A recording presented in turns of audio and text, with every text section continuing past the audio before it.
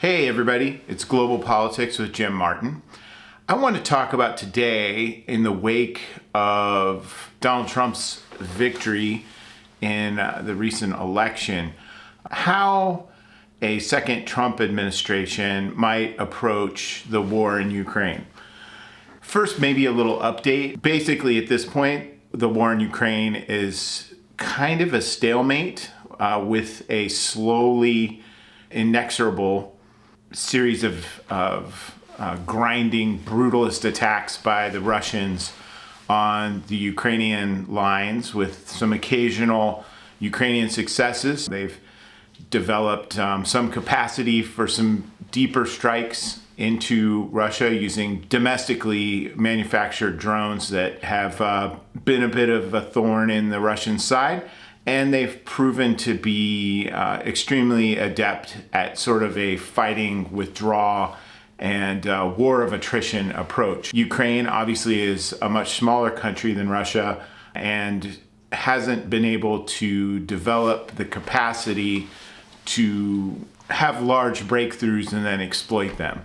Occasionally they've done this for periods of time, but they've been unable to kind of follow up on that because they don't have the equipment and the manpower and the resources to do it.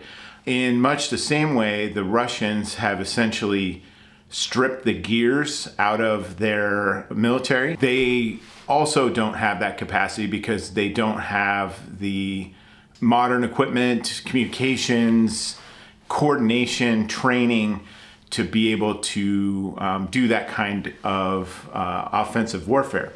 We're entering winter time there. There's a rainy season first. It gets incredibly muddy. It's impossible for people to really do any kind of large-scale attacks. You're going to have these small-scale infantry battles, grinding battles with artillery, air attacks, missile attacks from Russia. And so that's kind of where things stand. In the long term, the Ukrainians can't sustain this without Western aid. And in the long term, Russia, I would say the longer term, Russia can't sustain this economically. They can keep throwing people at it for a long time, but the costs are starting to really bite.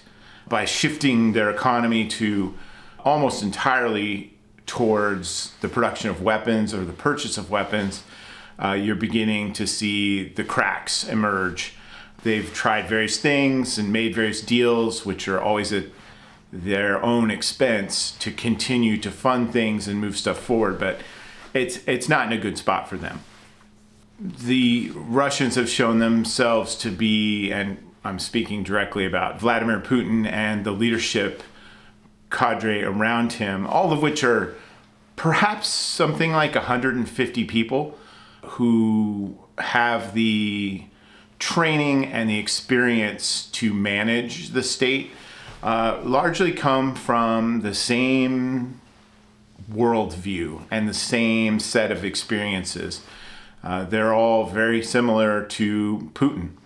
And in that, they don't see this as something that they can give up on. And they've shown themselves to be extremely unwilling to negotiate about any aspect of it with anyone. On the flip side, Ukrainians see this as an existential threat to their existence, as well they should. The aid that's been flowing into Ukraine has come from a variety of sources.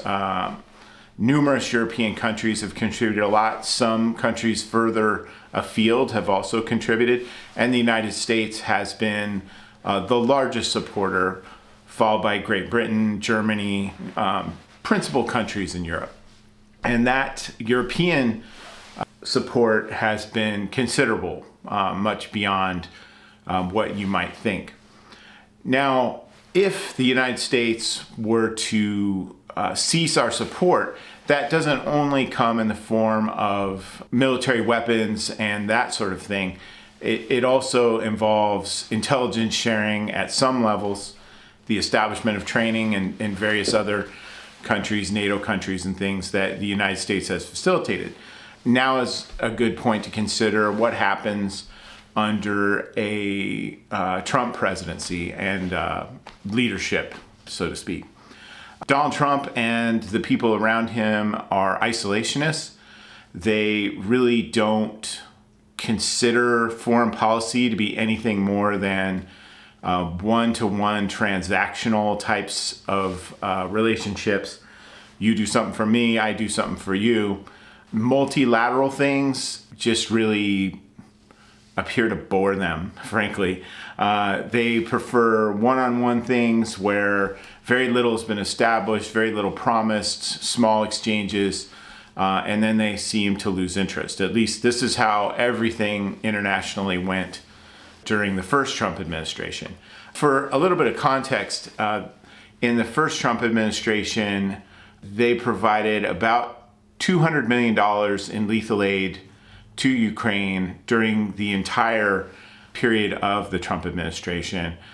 That seems like a lot of money. However, here in my state, we're getting ready to start public-private partnership funding of the University of Nebraska at Lincoln's football stadium.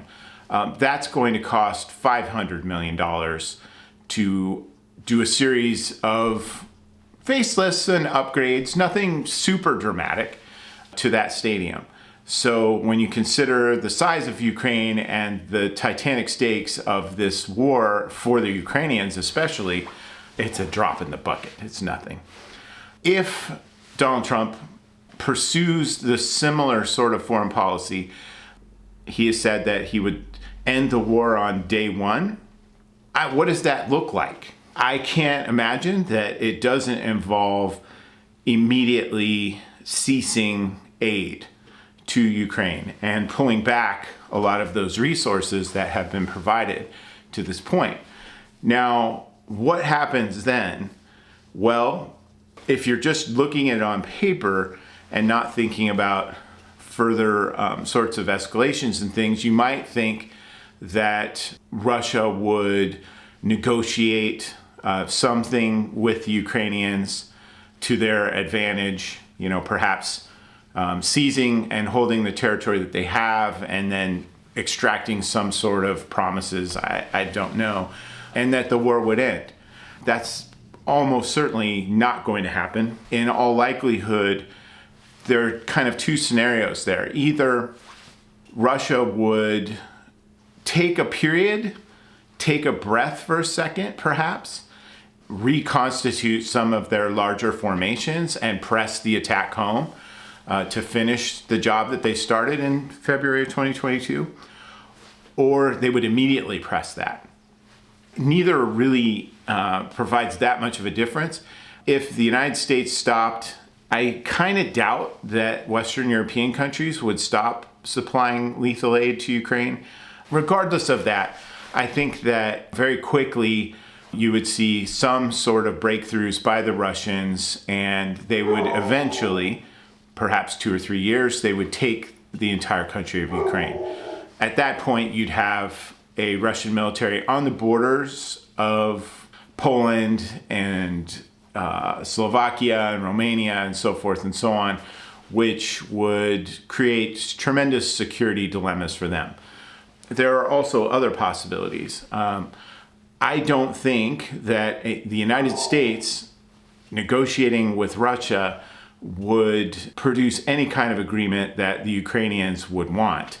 It'd be akin to if, let's say, Canada took Maine and Connecticut and New Hampshire and Massachusetts and parts of upstate New York, and perhaps some other country would come in, let's call it France, and say, okay, you guys stop fighting now, and Canada, you can just have all that territory, and the United States, just now you need to stop complaining about that. That is highly unlikely. The Ukrainians will continue to fight, regardless, I think, of what support they receive from anybody. The other possibility is that Ukraine has several functional nuclear reactors that provide power to their country.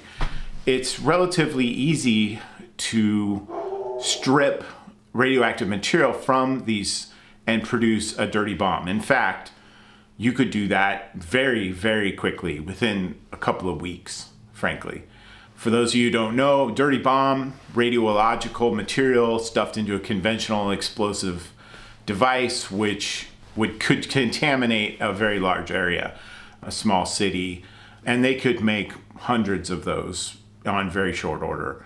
The next thing that they could also do in relatively short order is to use the expertise that they have gained in weapons manufacturing and the pre-existing expertise they have in terms of physics, chemistry, metallurgy, engineering, to actually create nuclear weapons of their own.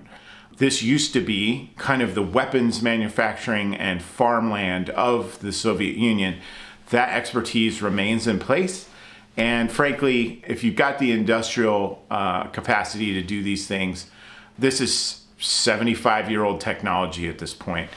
For a modern industrialized state to create a nuclear weapon is just not that hard. If you're facing an existential threat to your existence, I would ask any American, would we use nuclear weapons if we were facing an existential threat to our existence? Yeah, I think we would. And I would expect that the Ukrainians probably would too. The outcomes here for we're going to stop the war on day one are all bad. Having the Russians defeat Ukraine and then absorb what is there to further enrich themselves and be able to press forward with other sorts of territorial ambitions, which are part of their kind of mindset of those 150 people, creates a scenario in Europe where each of those powers would want to rearm and would absolutely have the right to defend themselves. Presuming that NATO still exists, perhaps that might be some sort of deterrent for Russia, but also to prevent any single European country from pressing forward in the pursuit of the safety of their own national security interests. To this point, it's been collective security, right? But if they are faced with, hey, NATO doesn't exist or is in very truncated form, the United States' commitment is weak at best, I think that you would rapidly see individual countries within Europe acquire the capacity for offensive operations, and probably those countries that could would obtain nuclear weapons. Again, just like the Ukrainians could, if not faster. Sweden, Finland, Norway, Germany, Poland could very quickly have nuclear weapons. That doesn't sound like a great scenario to me, but it's one that is likely among the suite of possibilities. That's how I see it. Without US aid, Ukraine would fall, but before they went, they would extract quite a price. If you like this kind of stuff, please subscribe. Likes, comments are welcome. I look forward to seeing you again soon. Have a great day. Bye.